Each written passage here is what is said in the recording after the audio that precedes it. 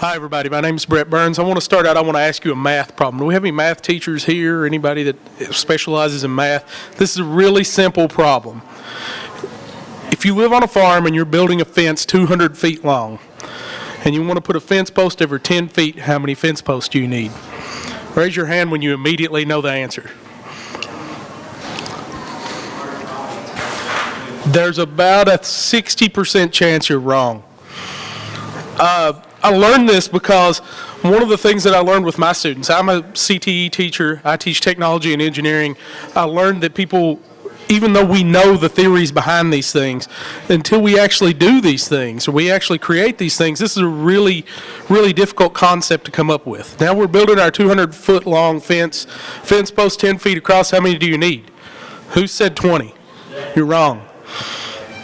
You got to have one to start with, or your fence is just laying on the ground at zero. So that's one of those things that we pick up because we have to do those things. Now, don't beat yourself up about that. That's one of those things we've learned in math concepts. We've held it concrete, but the real world's a little different. Now, the project that I've been working on it carries over from my hands-on, minds-on project from last year where I put a 3D printer and precision measurement tools in my classroom. My students actually, for a couple of years now, I've been teaching computer-aided drafting using Google SketchUp and Autodesk AutoCAD and things like that. And my students were having a really hard time designing these real-world objects that they could never see. We could never build that object. So once I introduced that 3D printer, we could build those objects. Well, fast forward to now, this is my second year with the 3D printer in my classroom. And I realized we could go so far. We had a budget 3D printer.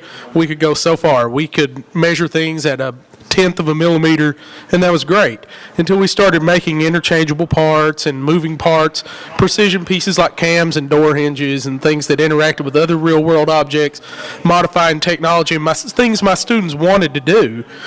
So the first thing that we did was I came back to the ARI grant process, and I developed a grant to buy a precision 3D printer. I wanted to go with a trusted company. I wanted to go with a company that would support us, so we went with the Dremel company and their 3D idea printer, their Dreamer, that we also put in our makerspace, which is next door to my classroom, and we'd been kind of using it. But it was part of this whole big suite, and what we needed was the tool to apply to our tools. So we've put a 3D printer in my classroom.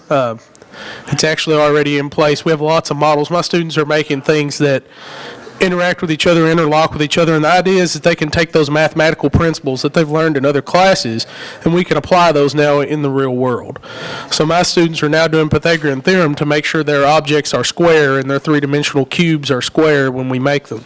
So we've made Rubik's cubes, we've modified pieces of technology that they can apply those math skills to now, and now we're literally just coming up with ideas. My project that I posted in my Google Classroom this morning, because we're also a one-to-one district and all of our students have Google Chromebooks, was that how to build a better mousetrap.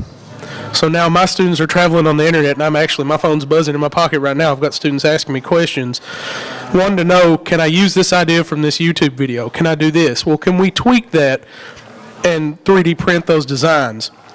And the idea is that they can now take this real world concept and use our 3D printer to extend those concepts into the real world with objects that we couldn't otherwise make. And we're kind of collaborating with our makerspace that we have in the school. I'm collaborating with existing tools that I already have, my precision measurement tools from last year. But now we've developed a plan to use this more precision printing, this much better product, to make more complex systems. So that's really the focus of this grant this time, was the idea of enriching my courses further. I teach grades 7 through 12. My students in 7th grade really work in the makerspace in a lot of their courses, their social studies courses and their language arts courses.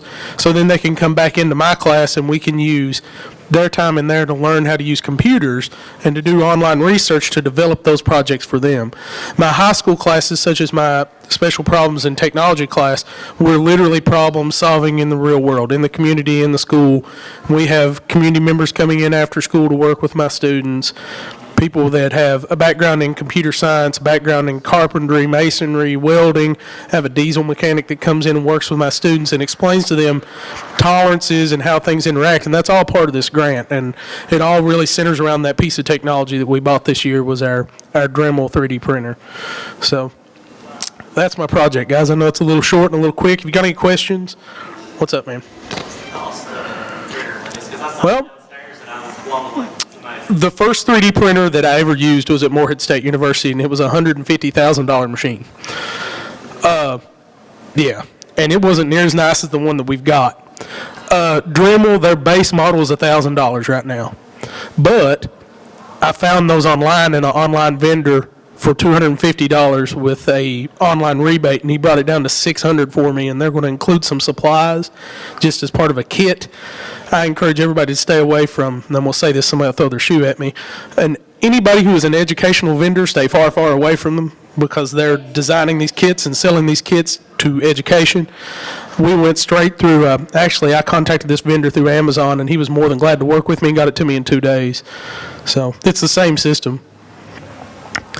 I hit it at $750, got some resources. I got some print mats and stuff. I think my final cost for just the printer was $750. So The printer downstairs, is it similar to you? I didn't see the printer downstairs. They're about this big. They're a standalone unit.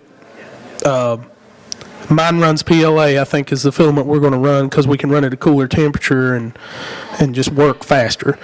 So they're all pretty much the same. It's just a CNC controlled machine, so you just have to look at precision and then company names, really. You don't want to buy something you've never heard of before. Dremel's a good trusted name. They've got great reviews. They've got a great online support system. So How do you spell that? Dremel, D-R-E-M-E-L. They make a number of hands-on tools, just woodworking tools and things like that.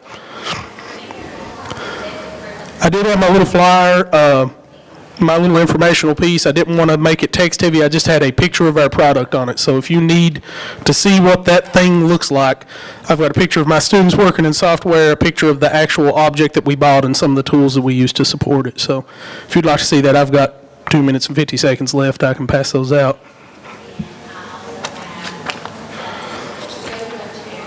And if you want to stick around, in about an hour, we'll have some other tools that we're using in collaboration with this in another project. So thank you.